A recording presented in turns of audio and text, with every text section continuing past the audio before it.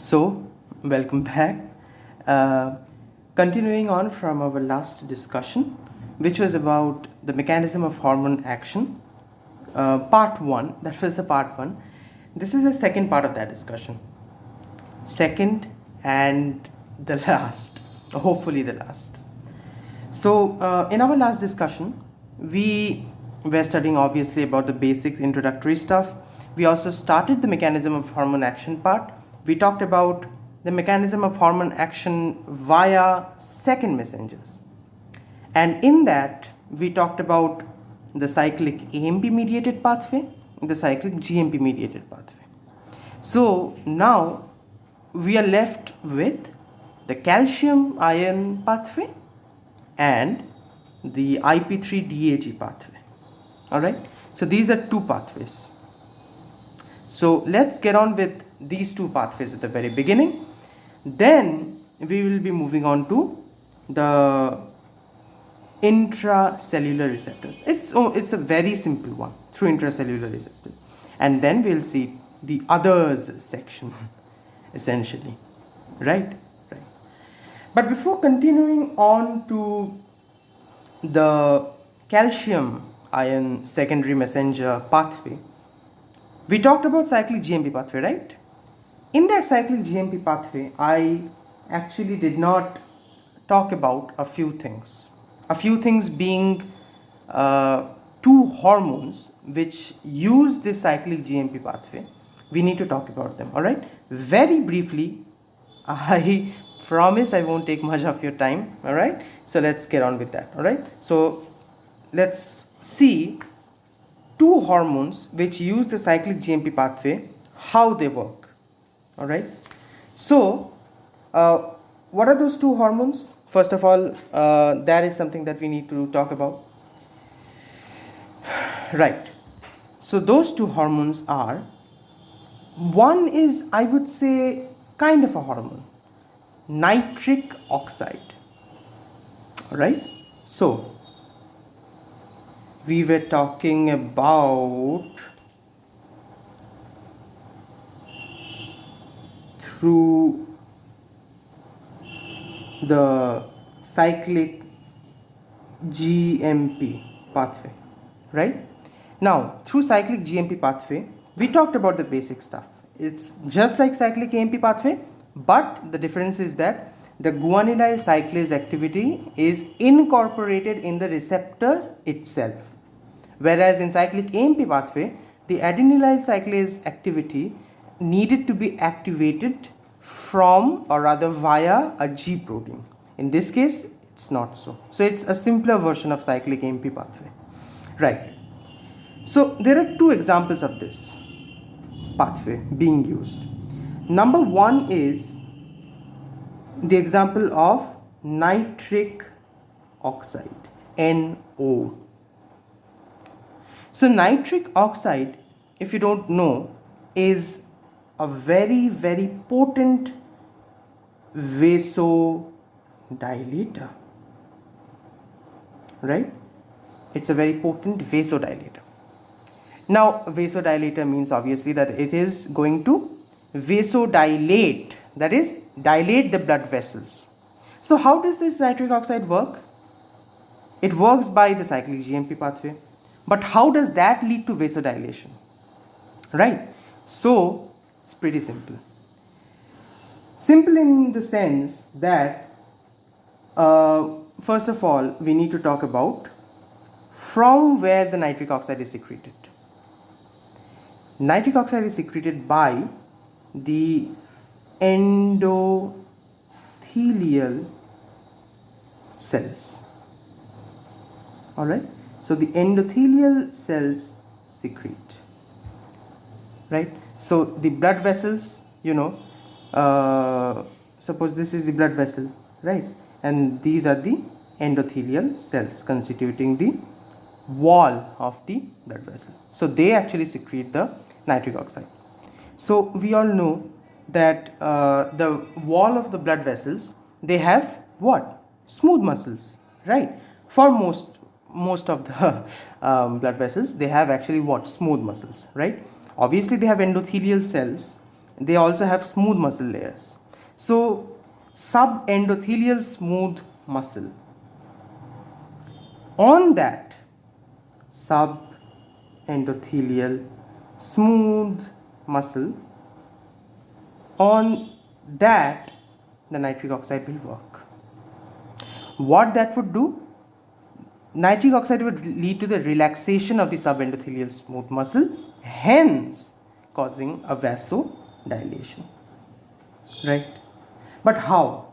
That was the topic that we were about to discuss. How does that occur? See, nitric oxide will bind. So now we are talking about the mechanism, the proper mechanism. So nitric oxide, it would actually bind with the receptor. So suppose nitric oxide, it binds with the receptor here, and the receptor, it has what? Suppose this is the cell membrane. So the receptor has obviously guanylyl cyclase activity, soluble guanylyl cyclase activity. All right.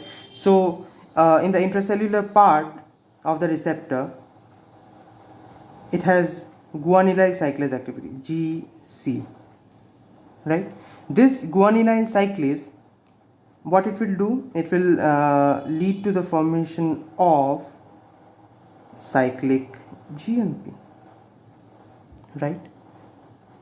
Done. If this had been cyclic AMP, the adenylyl cyclase would not have been incorporated directly to the receptor, right? It would have been activated via a G protein. Anyways, this cyclic GMP, what this will do is, first of all, this will do two things. Listen to me very carefully. First of all, the cyclic GMP will in fact inhibit Ip3 synthesis. Very, very important. When we will be talking about the Ip3 Dhg pathway, Ip3 stands for inositol triphosphate. So when we will be talking about that, we will see that this Ip3, what this will do is, it will lead to the release of calcium ions, right? This normally leads to the release of calcium ions from the sarcoplasmic reticulum in the muscles, right? So if calcium ion is not released anymore due to the inhibition of Ip3 synthesis, that would essentially mean that there will be a low calcium concentration in the myoplasm, right? Myoplasm, what does that mean? Cytoplasm in the myocytes, that is the muscle cells, right? The muscles all have fancy names for all their cell organelles and cell types. So myocyte, myoplasm, sarcoplasmic reticulum, right? So all of these fancy names given for the myocytes or the muscle cells. So if Ip3 synthesis is inhibited, that would essentially lead to a low myoplasmic calcium concentration, which would mean that calcium, if that is low, that inevitably means that there will be relaxation, which is a basic, I would say, muscle physiology concept. Calcium itself being present would induce contraction, because in the contraction mechanism of muscles, right, we see that calcium has a huge role to play in that. So low calcium concentration in the myoplasm would inevitably mean that the muscle would relax. So in that way, this leads to relaxation of the subendothelial smooth muscle and hence vasodilation. But there is another way. The other way is that it might Now this is something that I could not help but kind of mug up a little bit, and that is, I've never heard of this thing before. It actually stimulates something called myosin light chain phosphatase. It stimulates the myosin light chain phosphatase, which also promotes relaxation. Now, what is the myosin light chain phosphatase? All of this information, these are additional things. These are not things that are very much related to what we are about to discuss or what we are discussing. So all of these things will be available in my website. So that's the supplementary part. So yeah, do visit my website, and I keep on adding things which are little additional, or which I skip, which I forget, or which I find later, or I was wrong about something. So I will keep on adding them. So all of these, do check my website for anything supplementary. Right? Right. So it stimulates something called myosin light chain phosphatase, which also induces relaxation. In that way, cyclic GMP, or in that way, nitric oxide is actually bringing about vasodilation through cyclic GMP activity. Now we needed to actually know this because these are very, I would say, medically or clinically relevant things, right? So that's why I think knowing these would in fact do us good. Now, the other hormone which uses the you might say cyclic GMP pathway is what exactly? It is atrial,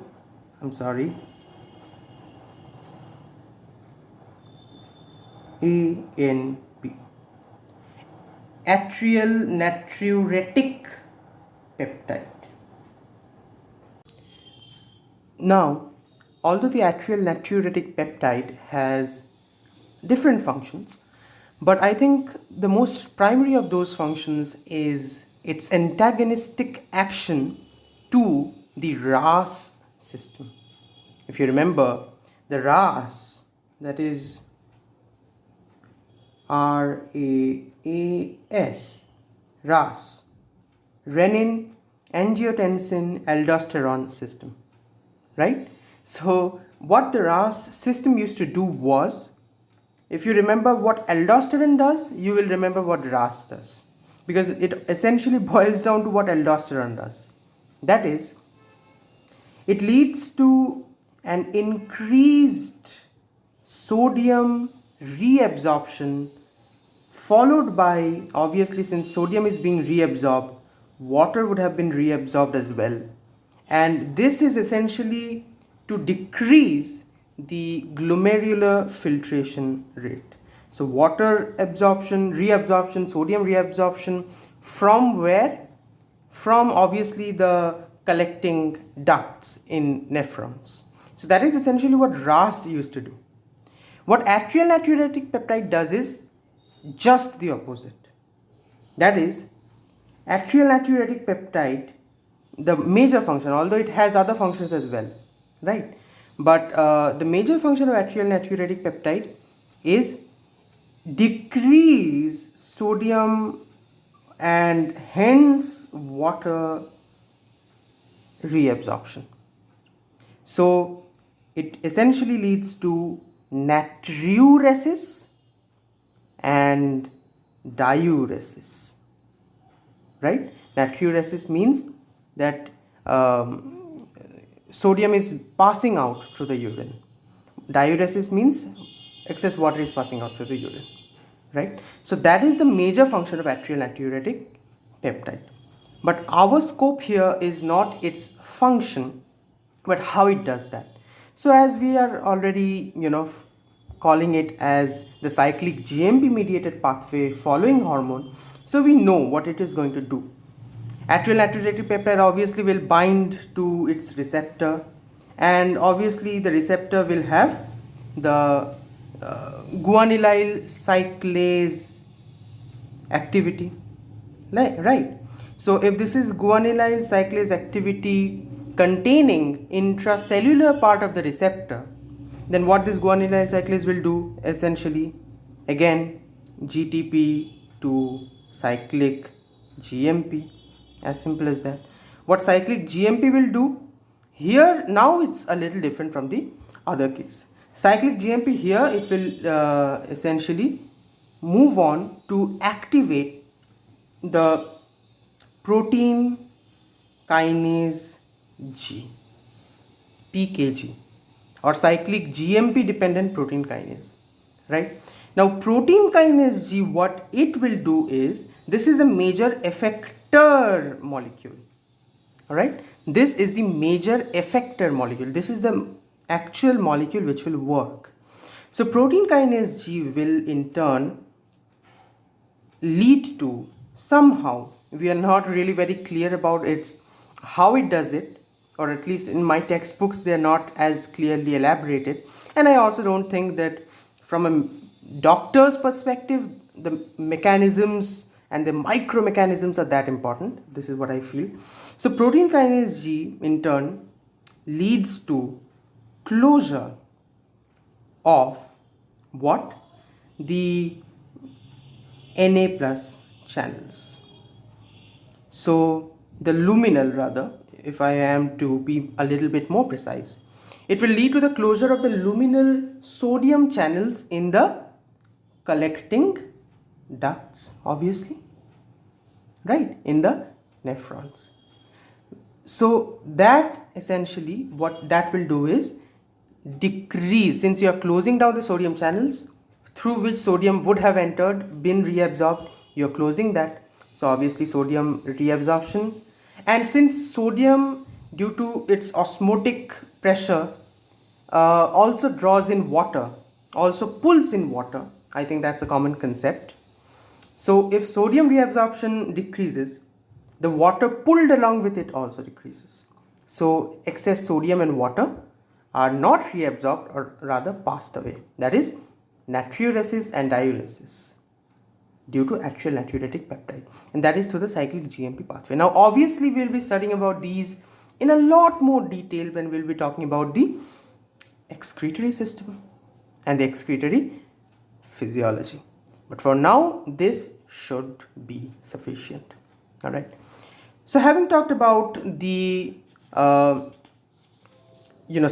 GMP mediated pathway and their examples, now we are in a state to continue our discussion regarding the next pathway which I had talked about, that is essentially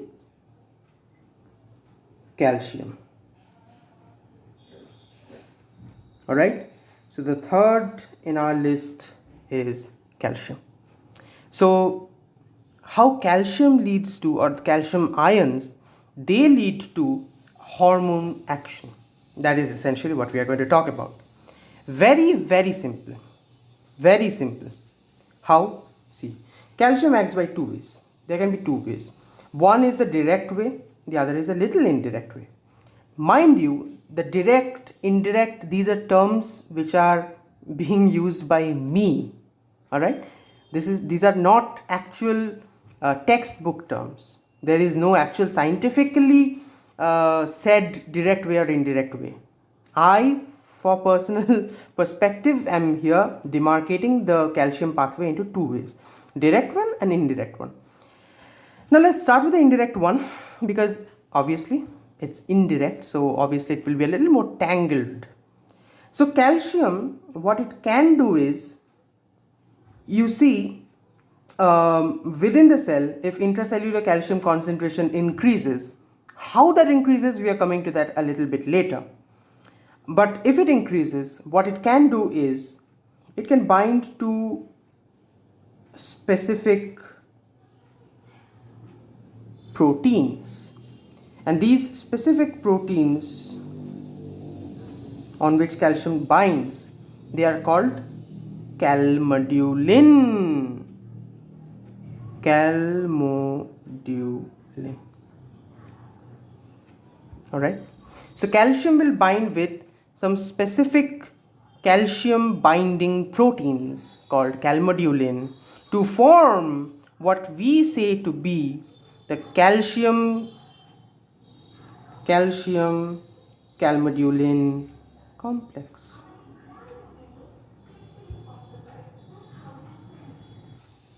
Now, after the formation of calcium calmodulin complex, what will happen is this calcium calmodulin complex will activate in turn.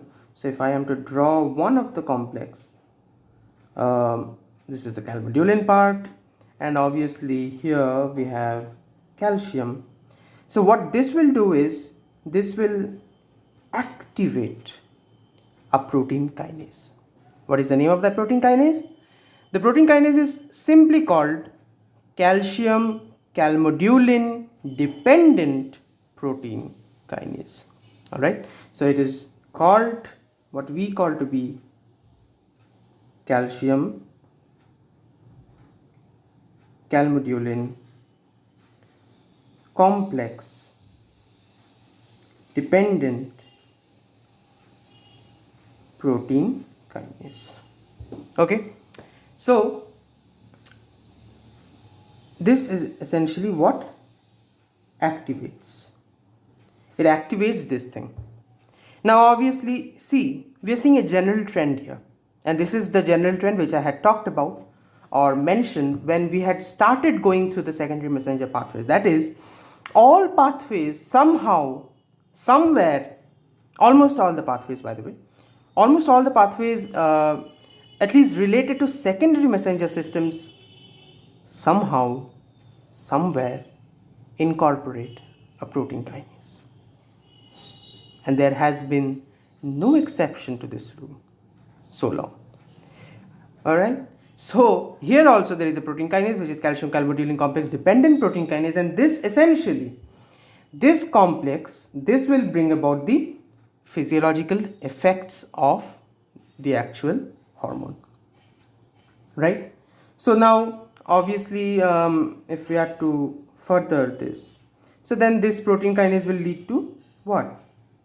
Phosphorylation, obviously, since it's a kinase, right? And protein kinase, so phosphorylation of the different target proteins, as simple as that. And hence that will bring about the action. So some hormones, hence we are seeing that they are somehow, how they are doing that, now we are going to talk about how the calcium concentration increases. But when the calcium concentration does increase due to some hormone, when the intracellular calcium concentration does increase due to some hormone, most of the times calcium will bind with a special protein known as calmodulin. Calcium calmodulin complex will essentially activate a protein kinase, which is, I have not found an abbreviated form for this. Now, for example, cyclic GMP dependent protein kinase was PKG. Cyclic AMP dependent protein kinase was PKA, right? But calcium calmodulin complex dependent protein kinase, whether this is PKC, I am yet to find that out. Because we will see when we will talk about the Ip3 Dhg pathway, there also calcium concentration increases, and calcium concentration increase leads to activation of a protein kinase known as protein kinase C. But that is not the pathway, this pathway, that is a different pathway. So for being safe and not be trapped in a logical fallacy, let's go with the long name, that is calcium calmodulin complex dependent protein kinase. This protein kinase, since it's a kinase, phosphorylation of target proteins, and then obviously the target proteins are being phosphorylated, so they are being activated, and the activated proteins will in turn lead to the actual intracellular action which the hormone had intended, right? So now I had said something about an indirect pathway. Now this is the indirect one. Calcium is itself not leading to the action, but sometimes calcium can directly lead to the action. How? That is a direct pathway. So obviously the direct pathway. Now I will recommend you not to use the names direct or indirect, because as I've already said, these are names that I am using here, because I think that that would be logical to demarcate this as the indirect pathway and the direct pathway as the one which I'm about to show you. But to be safe in your examinations, please do not demarcate them as direct or indirect. Just name them, just like state them in their entirety. Okay. So sometimes calcium ions, what they can do is they can activate proteins directly, right? Other than the calmodulin complex being formed, sometimes what they can do, calcium ions, they can directly activate some proteins, right? Intracellular proteins, they can be activated. Here there can be another step, that is calcium can lead to the activation of some intermediary protein, that in turn can lead to the activation of target protein. So if this is the target protein, this can be activated by calcium, or calcium itself can lead to the activation of some other intermediary protein, and the intermediary protein itself can lead to the activation of some target proteins. So that can also happen, but the major thing which you need to kind of notice here is that here calmodulin is required, here it's not. So calcium can act both without calmodulin and with calmodulin. Okay. Now, having talked about, in brief, just the little bit that you would probably require about how calcium acts, we need to also fill in the blank as to how calcium concentration increases in the first place, right? That's also something that we need to see. So that's pretty simple. Calcium concentration can increase by a variety of ways, right? And in most of the cases, there is some form of a calcium channel in the cell, right? What kinds of channels? The channels can be something like a voltage gated channel, right? So it can be a voltage gated channel.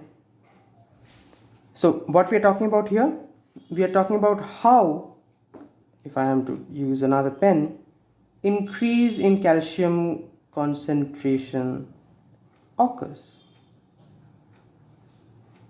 How this occurs?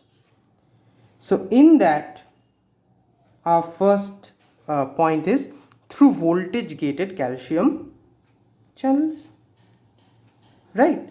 So obviously voltage gated calcium channels in the cell membrane, when the cell membrane will reach a particular potential, these voltage gated calcium channels will open. That would lead to an influx of calcium and hence increasing calcium concentration. This might also be due to not voltage gated but a ligand gated. Now ligand gated is something which is probably the most, I would say, connected to the hormone part, because hormones are essentially what? Act as ligands. So suppose a particular hormone, it comes and binds with this ligand gated channel, right? The receptor of the ligand gated channel, by the way, and the receptor is in turn connected to the ligand gated channel, and hence the ligand gated channel that opens and calcium concentration increases within the cell, and then calcium will lead to the action of that particular ligand, which is in this case, since we are talking about hormones, a hormone, right? So that can also be a case. Third thing which we can talk about is probably stretch sensitive. Now stretch sensitive channels. Now stretch sensitive calcium channels in cell membrane, they can also work and hence lead to increased calcium concentration, right? And stretch sensitive calcium channels, I like from a common sense perspective, stretch sensitive. So obviously these are mostly muscle related, right? They are sensing the stretch, the action, the proprioceptive action or the proprioceptive sensation of the muscle, and hence opening up, leading to calcium concentration increase. I think that is the case. I may be wrong, so I'll have to dig into this a little bit more, but for the time's sake, let's just study them as calcium concentration increase pathways, or how calcium concentration does increase. So voltage gated, a stretch sensitive calcium channel, then a ligand gated receptor, right?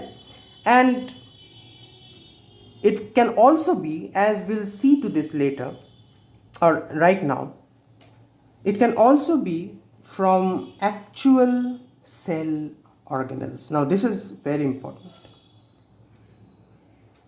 So calcium, it is we know this, that it is stored in cell organelles like endoplasmic reticulum, or in muscles, since in muscle calcium plays a very important role, sarcoplasmic reticulum. Now upon the proper stimulation, these endoplasmic or sarcoplasmic reticulum, what they'll do, they'll release the calcium. So from intracellular cell organelles as well, calcium concentration can increase. So calcium concentration occurs by voltage gated, ligand gated, stretch sensitive channels and intracellular cell organelles containing calcium. Okay. So this is in short the calcium, what we needed to talk about, the calcium ions as far as their mechanism of hormone action is concerned. Now we move on to the last of the major secondary messenger systems, and that is the last perhaps important bit of this chapter, which is the last second messenger system, the Ip3 Dhg pathway. This is the pathway which requires a little bit of knowledge, I would say. So let's obviously pin that down. So the last pathway that we are essentially talking about here is the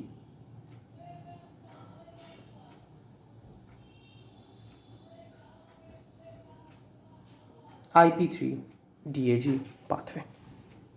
Right. So first of all, these are abbreviations, and I think I've already said what they stand for, but I'm repeating it again. This is inositol triphosphate, and DAG stands for diacyl glycerol. Alright? Now let's see how essentially all of this works. So for example,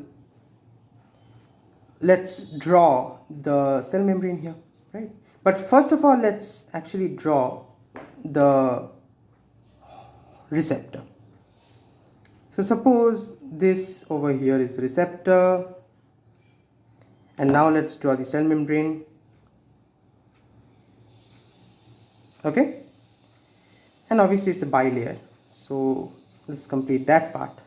Okay, now listen to me carefully. This is a receptor. Suppose a hormone comes and binds with the receptor. Okay, now in this pathway what happens is the binding of the hormone to the receptor, just like the first pathway that we talked about, that is through cyclic Gmp pathway, here also we have the involvement of G proteins. Yes, we had forgotten about G proteins. We had not talked about G proteins for a long time, but G proteins make a cameo in this very hormone pathway. So this receptor, what this will do is the intracellular part of this receptor will activate the G protein. Now how the G protein works is essentially something that we have already talked about, so we are not going into the complexities which we have already discussed, like all that alpha, beta and gamma subunits and how they will work and stuff. So G protein, we are just considering that they get activated. What the activated G protein will do, what had it done in the protein kinase A pathway, or PKA pathway, or you can say cyclic AMP pathway? It had gone on, the G protein had gone on to activate a hormone, which was adenylyl cyclase. Now here it takes a drastically different step. What it does? It will move on to activate, here also it will activate a hormone, but that hormone is known as phospholipase C. Phospholipase C. So this is the hormone phospholipase C, which is activated by the G protein. Okay. Now phospholipase C, what this hormone will essentially, or did I say it's a hormone? It's an enzyme. I'm very sorry. It's an enzyme. See, adenylyl cyclase, what was it? A hormone? Of course not. It was an enzyme. So I'm very sorry. Phospholipase C is an enzyme. Now, the phospholipase C, what it will do, as I've already written over here, there is this, okay, if you know, what is cell membrane made up of? Cell membrane is made up of phospholipids, right? Now, the name of this enzyme is phospholipase, and the cell membrane is made up of phospholipids. So, do you see a connection that we are about to make? Yes. Phospholipase, what it will essentially do, as its namesake, phospholipase C will essentially break down or split a cell membrane phospholipid known as phosphatidylinositol bisphosphate, or to be a little bit more precise, phosphatidylinositol 4,5 bisphosphate. I would say that you don't have to remember the numbers as well, because they don't serve any particular speciality as such. So anyways, phospholipase C will lead to the splitting up of this cell membrane phospholipid known as phosphatidylinositol bisphosphate into, from now the actual mechanism starts, into what we say to be two things. That is Ip3 and DAG. Hence the name of the pathway is the Ip3 Dhg pathway. So Ip3 and DAG, they are the two secondary messengers which will now lead on the actual intracellular action of the hormone. So up to now we were only focusing on what? The pathway by which Ip3 and DAG is essentially produced from phosphatidylinositol bisphosphate. Okay. Having formed Ip3 and DAG, what they will do? They'll do two different separate things. They will go their separate paths. What DAG will do is, what diacylglycerol will do is, essentially, it will activate a what? What do you think it will activate? What was the common link between almost all the hormone mechanisms we have studied? Yes, a protein kinase. What protein kinase? It will activate what we say to be, it activates protein kinase C. Protein kinase C. So different protein kinase names we are getting. We got protein kinase A, we got protein kinase G, now we are getting protein kinase C. Okay? So DAG will lead on to activation of protein kinase C. Now protein kinase C will obviously lead to what? Yes, what it does best, that is phosphorylation. Phosphorylation of the different target intracellular proteins. Okay. So phosphorylation of the target proteins will essentially activate most of them, and they in turn will lead to what? The action.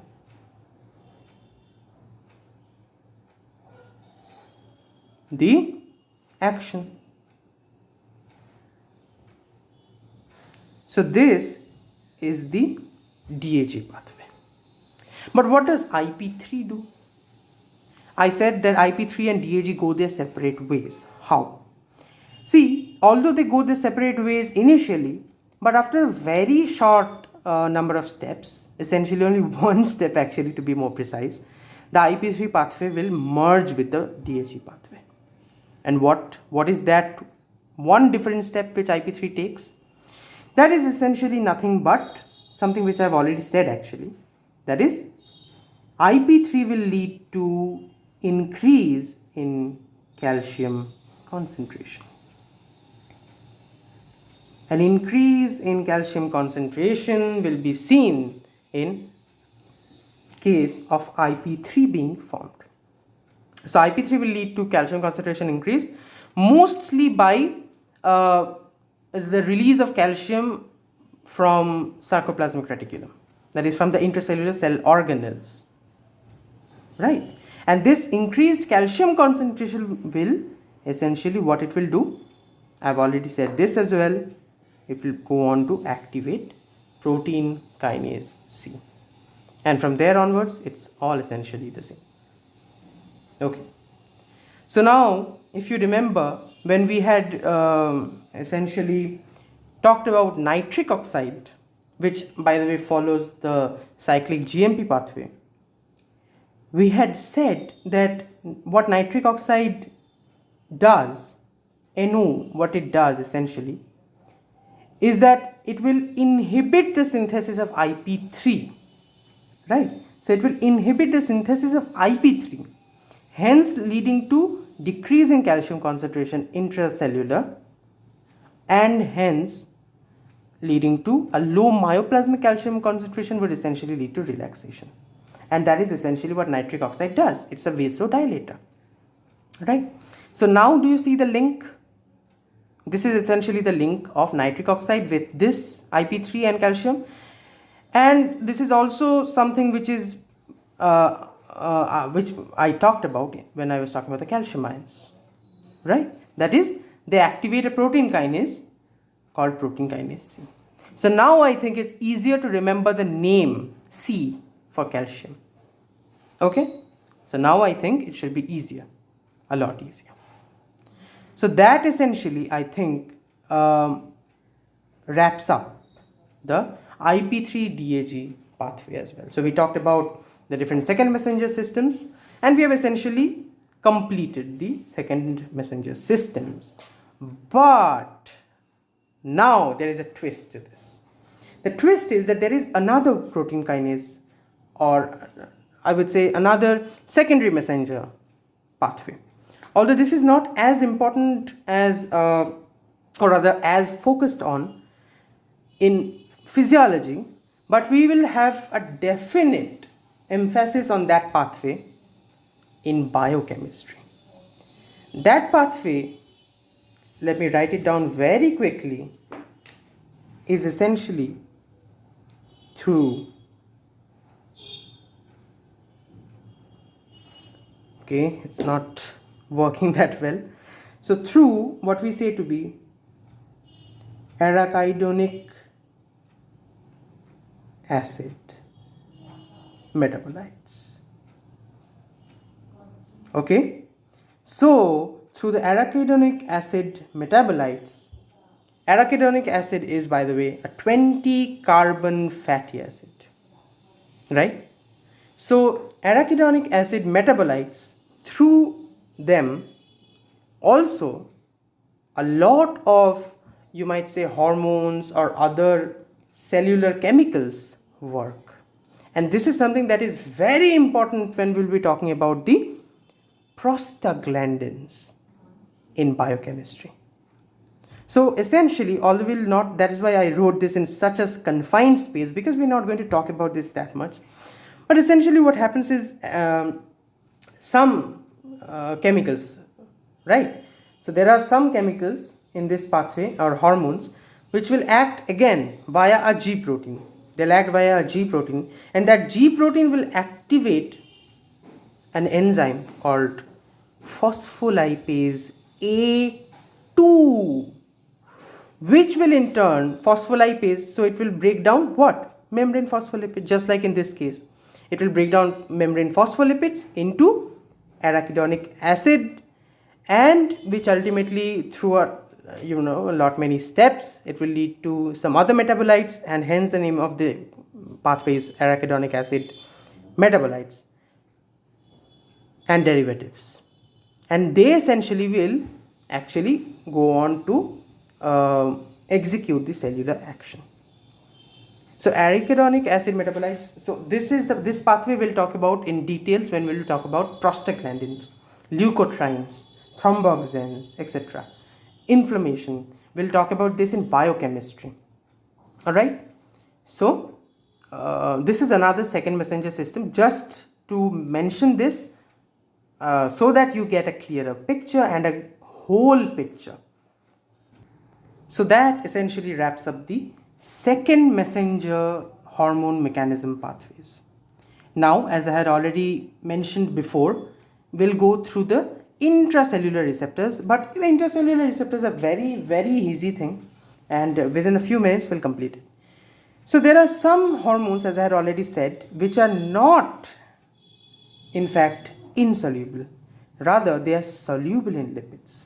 They have the hormone mechanism that they follow is via intracellular receptors. Okay, so if I am to write it down very quickly, it is through intracellular receptors. Okay, now which kind of hormones do follow intracellular receptors? The hormones which are lipid soluble. Okay, so most of the steroid hormones or thyroid hormones, they follow the intracellular receptor pathway. So if I am to draw a cell, or if I am to draw a nucleus, yeah, let's draw a cell. So suppose this is a cell, suppose this over here is the nucleus. Kindly don't judge me for my drawing, I'm very poor at it. So this is the cell, this is the nucleus, and within the nucleus obviously we have, what are these? Yes, we have different chromosomes, and we have different chromosomes. Within that we have DNA, right? So what these intracellular receptors mechanism following hormones will do is, since they don't have any hindrance entering the cell, they'll freely enter the cell. So for example, if this is suppose the hormone, right, they'll easily enter the cell, no problem in that. Now after entering the cell, there are two things that can happen. The first thing is the two things that can happen, first let me say what does happen. After entering the cell, they will bind with their receptors because they have intracellular receptors. So within the cell they have their receptors. But where within the cell? Within the cell it can be in the cytoplasm, within the cell it can be in the nucleus as well. So essentially what we see is a general trend of steroid hormones having their receptors within the cytoplasm, thyroid hormones having their receptors in the essentially nucleus. So what does happen is, if for example this is a receptor, they'll bind with that receptor. They will bind with that receptor. So they'll form the hormone receptor complex within the cell, or an intracellular hormone receptor complex. This hormone receptor complex, after being formed, irrespective of where it is formed, whether it is formed in the cytoplasm as such or it's formed in the nucleus as such, after being formed, what this hormone receptor complex will essentially execute is, it will move on towards the nucleus and it will bind with some particular segment of DNA in the chromosomes. Let me repeat it again. The hormone receptor complex acts or binds on specific parts of the DNA. Those specific parts of the DNA with which it binds is called hormone responsive elements, HRE, hormone responsive elements, right? So now, upon binding with those very specific parts of the DNA, which by the way are different for every hormone receptor complex, after binding with that, what essentially occurs is an activation of transcription occurs. So due to binding with that part, due to binding with the hormone responsive element, somehow there is what? Transcription activation occurs. How? By formation of specific mRNA. So binding stimulates transcription, which leads to obviously the formation of some particular specific mRNA. These specific mRNA will obviously move on to the next phase, which is translation, and essentially they will lead to formation of what? Obviously, yes, the proteins. And we know that if we reach the protein phase in hormone mechanism action, we have essentially reached the end stage, because the proteins within the cell, now different varieties of proteins are formed, and these varieties of proteins will execute varieties of function, and essentially they will execute what the hormone had intended them to do, right? So proteins being formed, they will lead on to the actual hormone action. That's all about intracellular receptors. Okay, the only difference is some hormones will have the cytoplasmic receptors, some will have nuclear receptors. Okay, but obviously both are within the cell, and so they are intracellular receptor. Okay, now we have essentially completed the chapter, but we had another section, which is the part that follows neither of these two pathways. Neither does it follow the second messenger system pathway, nor does it follow an intracellular receptor pathway. What they do follow? They actually follow their own individual pathways, which are very different. They come under the section of what we were saying to be others. Okay. Now, okay, here's the thing. The others, the hormone mechanisms which follow neither in these two pathways, I think it fares us well if we talk about them individually when we will be talking about the hormones themselves. For example, when we'll talk about growth hormone. Growth hormone follows neither the intracellular receptor pathway, since it's a peptide hormone, so it's not soluble in cell membrane. But it also does not follow, you might say, the second messenger system. What it does follow? It follows a pathway which is intrinsic tyrosine kinase activity pathway, or what we say to be the JAK-STAT pathway. So see, these are very specific things, and if we are to draw them within this chapter itself, I think it will destroy the overall scope of the chapter. So I think it will fare us better if we explain, or rather try to explain, those very specific hormone mechanisms when we talk about the hormone itself, which we'll be talking about very, very soon. So in general, this is hormone mechanism.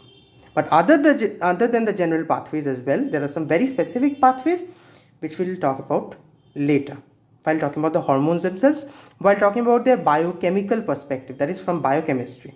Because in biochemistry also we have this hormone mechanism, and in a lot more details. So I think as far as the general mechanism is concerned, these are the pathways that are employed, and hence we have reached a hiatus, a stop, and we have essentially finish the general parts of hormone mechanism action.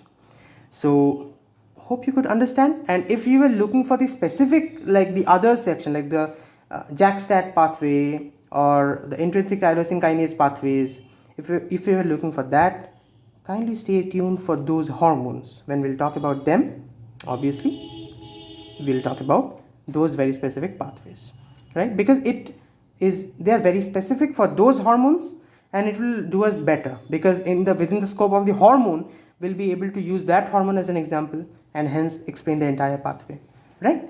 These are the very general pathways which are followed by a lot of hormones. Hence we are essentially picking up an entire chapter for these mechanisms. But those other mechanisms are very specific, and we'll talk about them when we'll talk about the hormones.